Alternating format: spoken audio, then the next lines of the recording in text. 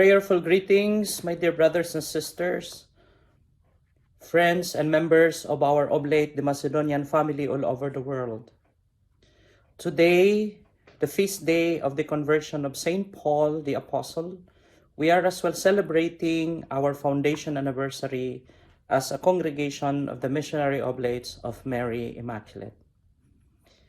When Eugene de Macenod was a young diocesan priest, he was already filled with so much zeal and passion for his work and apostolate and ministry with the poor, particularly prison ministry. Because of the breakout of the war, there's a lot of Austrian prisoners within Aix-en-Provence, and Eugene, being able and capable to speak Italian, he was able to minister to them as their chaplain.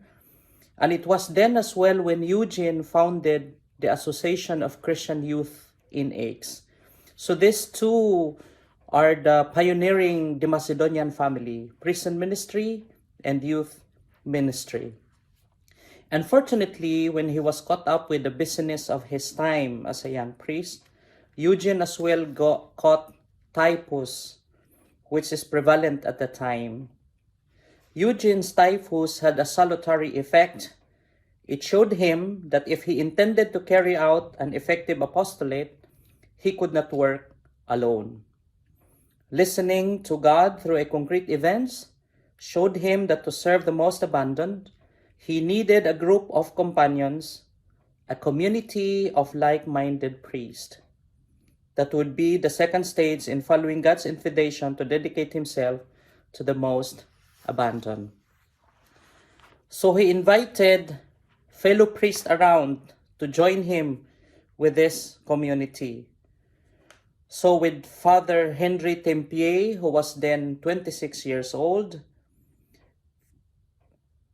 and Jean-Francois de Blue, who was then 26 years old, Father Auguste Eckhard, 25 years old, and Pierre Nolas-Kemier, 47, and with Eugene, who was at the time 33 years old, they were able to form the first community.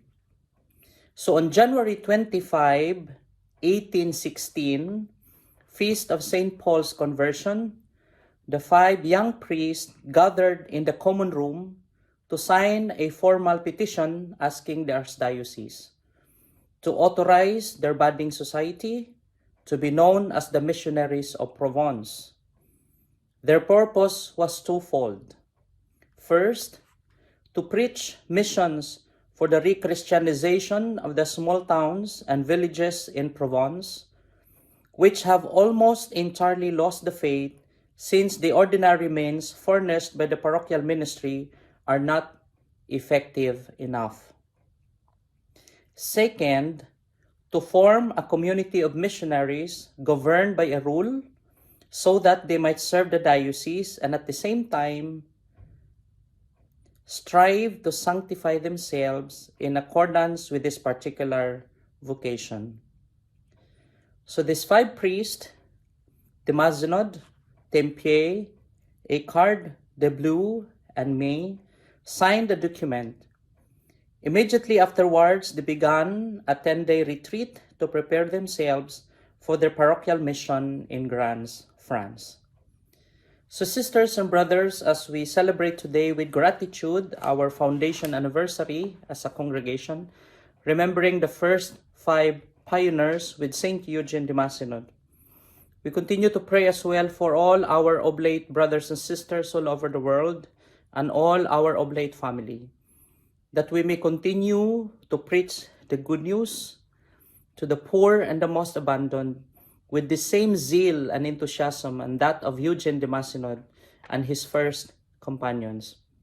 We continue as well to pray for vocations by inviting others who are potential to be able to help us in living out our charism, Oblate charism. Each and every one of us may, like Eugene, impassion for our ministry for the poor and the most abandoned, may as well inspire and invite others to join us and do the same. I wish each and every one of us a graced and blessed celebration of our Oblate Foundation anniversary. God bless us all.